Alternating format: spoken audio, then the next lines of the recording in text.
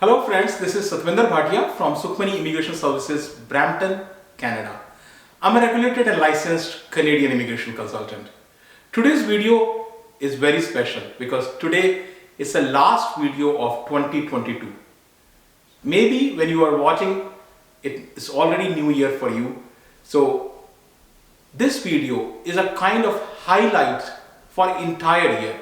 If you are new to the channel, you have not watched any of my videos, I have more than 300 plus videos on YouTube. If you have not watched any of them, then this video can help you get entire information about the entire 2022.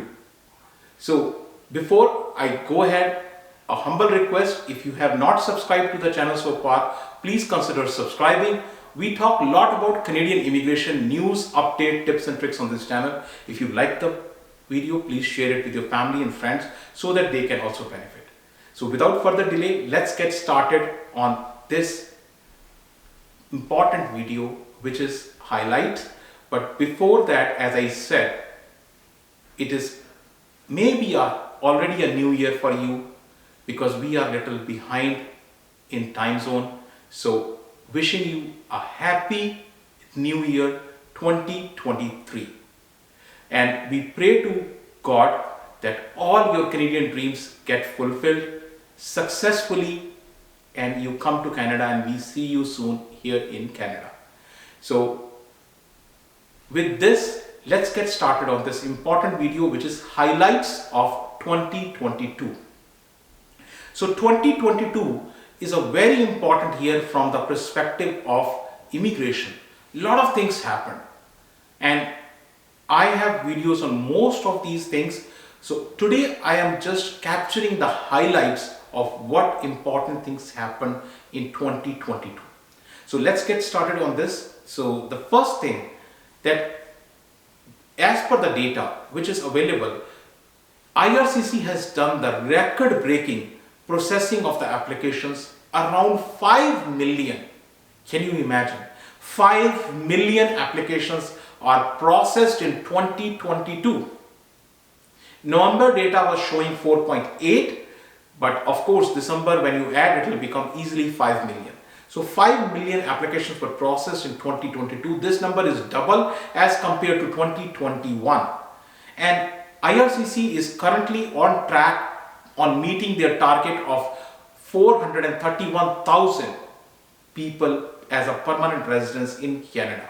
This is a record-breaking number, and IRCC will meet this. So IRCC has used number of techniques, from digitalization of the applications. Many of the programs are digitalized. No more, you send the paper, you get the papers. No, it's changed. You apply online. So digitalization of the application, they have used AI and computerization, hired new staff. They are trying to meet the service standards. Many new programs are also introduced. So continuing with this, there are, in terms of immigration plan, I have a complete video also on the immigration plan. So 2023, minister shared the immigration plan from 2023 to 2025. And during these 3 years, they are planning to bring 1.5 million people to Canada. Each year, roughly around 500,000 people are expected to come to Canada as a permanent resident.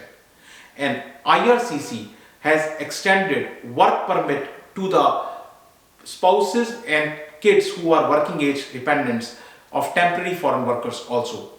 They have lifted 20-hour cap, which was on the students. Students cannot work more than 20 hours. That is also being taken off. Students can work more than 20 hours now. And I have shared all this in my detailed videos on these each and every topic. 16 new occupations. 16 new occupations were introduced to the express entry, which includes truckers. So truckers earlier were in the lower knock, but they are now allowed in the express entry. So I have shared this too. And again, continuing with this, TEER to PR. Like, a lot of people were hoping that TEER to PR will come. Actually, it didn't came in 2022, and we don't hope that it will come again. And parents and grandparents program. So what was happening is that a lot of people were hoping that parents and grandparents program, they will get a chance to do their new intake, which never happened. The government said they have enough quota available in the pool, so they use the pool rather than getting a new intake. So study permit and visitor visa, particularly on the visitor visa, lot of fake things happen, and that is why government has come up with a plan to come with interviews where they see there is slightly a fishy thing, they either refuse or they call for the interview. So this is a new development. Knock to TEER, I have videos on all these things. So knock to TEER, I have in detail covered everything. It's a major change. Knock was 4-digit code, TEER is a 5-digit code. I have covered all these in complete detail. You can watch the particular video. And then temporary foreign worker changes, particularly with the LMIA.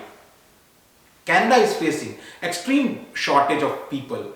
The shortage was already there, but with the COVID, this further got increased manifold. And that is why government has taken a lot of initiatives, which includes that LMIA is now valid for 18 months. Your LMIA, if you have a work permit based on LMIA, it will be 3 years. And a person can employ, a business can employ more than 30% of its workforce as a temporary foreign workers. So they can hire more temporary foreign workers. So many major changes happened. So in 2022, now let's move on to another important category, which is express entry. And express entry, there are more than 200,000 people sitting in the pool. So 2022 is a year wherein the express entry resumed. On July 6th, 2022, express entry resumed after 18 months. The all program draw. Well, the draws were happening earlier also, but they were all PNP draws. And when the all program draw happened, the CRS went down, CRS score went down, number of invitations also increased. So 23rd November, Wednesday, was the last express entry draw for this year. In the month of December, there were supposed to be 2 express entry draws, but nothing happened. So I've covered all these in complete detail in my videos. So total number of people who are called on the express entry are 46,538, and out of this 35,750 people are called under all program draw. So let's look at the numbers.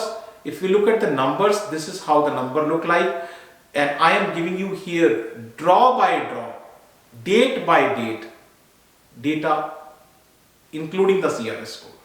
So this is the starting from the 5th July, the first draw, to the last draw, which is 23rd November. This red window which you see, highlighted area, this is when the all program draw started, 6th July. And if we enlarge this, so this is how it looks, 6th July to 23rd November, 35,750 people were called under the general express entry draw.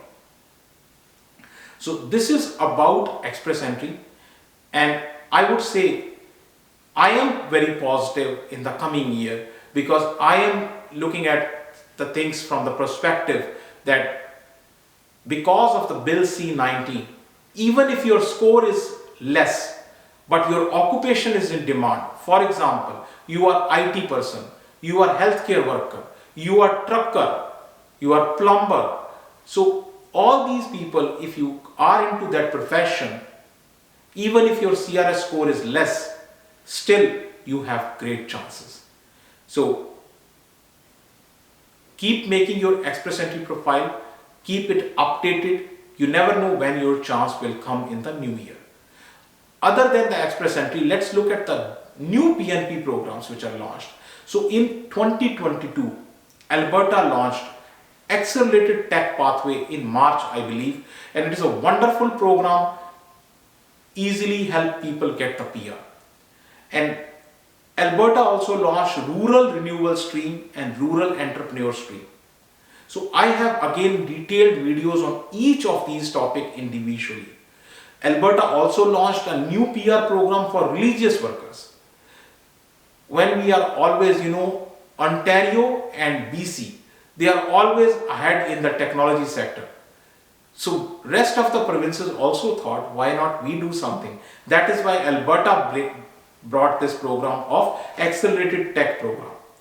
But when Alberta brought, Saskatchewan also thought, and they also brought another program which is called Tech Talent Program. Tech Talent Program was brought by Saskatchewan again to attract the technology sector.